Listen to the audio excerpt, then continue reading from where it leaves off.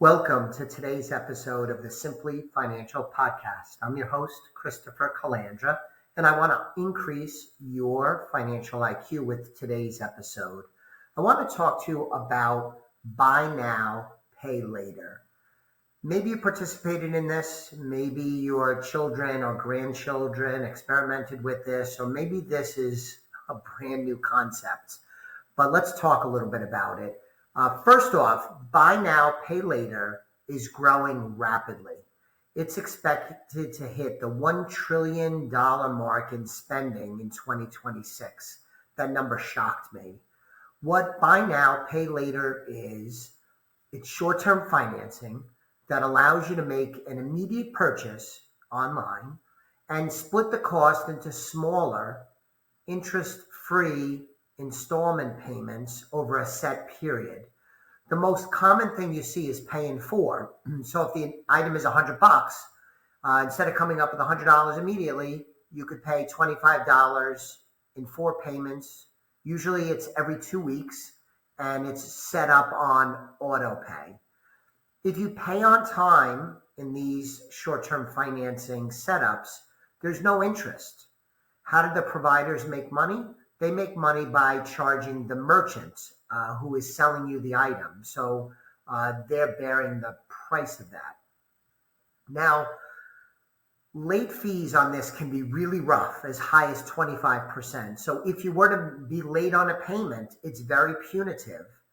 And also, the auto pay can lead to overdraft and bounce check fees. To my way of thinking, if you can't pay for this $50 or $100 or $200 item up front, you might not have the money every 2 weeks either if you spread it out, because you may be stretched and your finances may be in a weak state, and that increases the chances that you have overdraft and bounce check fees at your bank. That's an undesirable outcome.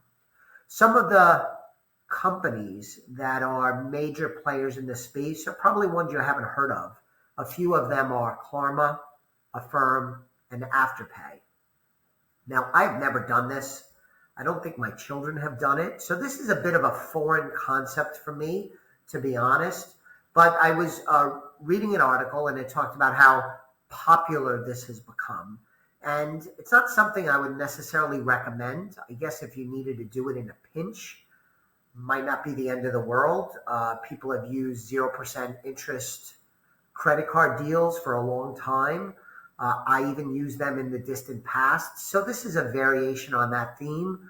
It also seems like a way that someone could get into trouble pretty quickly.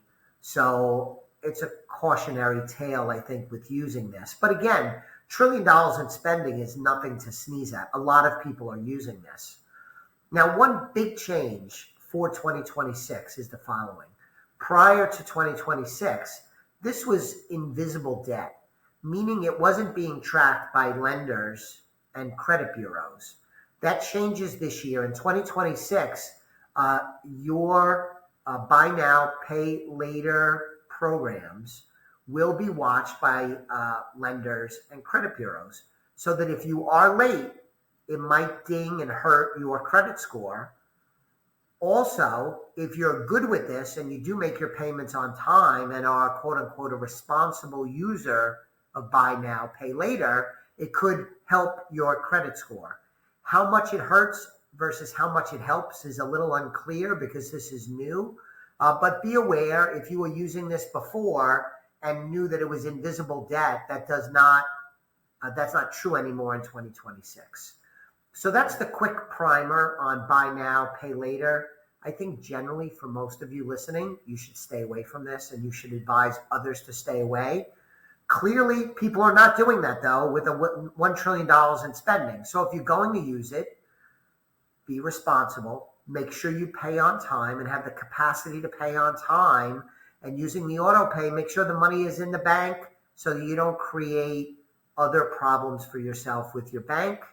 And that is my quick advice on that subject. A little strange to me, again, pretty unfamiliar with it, but that's the quick primer on buy now, pay later. Thanks for listening to today's episode of the Simply Financial Podcast. I'll be back with you very soon on the next episode. In the meantime, please subscribe to our show, the Simply Financial Podcast. The views expressed are not necessarily the opinion of Osaic Wealth, Inc., and should not be construed directly or indirectly as an offer to buy or sell any securities mentioned herein. Investing is subject to risks, including loss of principal invested. Past performance is not a guarantee of future results. No strategy can assure a profit nor protect against loss. Please note that individual situations can vary. Therefore, the information should be relied upon when coordinated with individual professional advice. Please note, the information being provided is strictly as a courtesy. When you link to any of the websites provided here, you are leaving this website. We make no representation as to the completeness or accuracy of information provided at these websites. Nor is the company liable for any direct or indirect technical or system issues or any consequences arising out of your access to or your use of third-party technologies, websites, information, and programs made available through this website. When you access one of these websites, you are leaving our website and assume total responsibility and risk for your use of the websites you are linking to. Securities and advisory services are offered through Osaic Wealth, Inc., member FINRA, SIPC. Insurance services offered through Elliott Wealth Management Services, LLC, not affiliated with Osaic Wealth, Inc.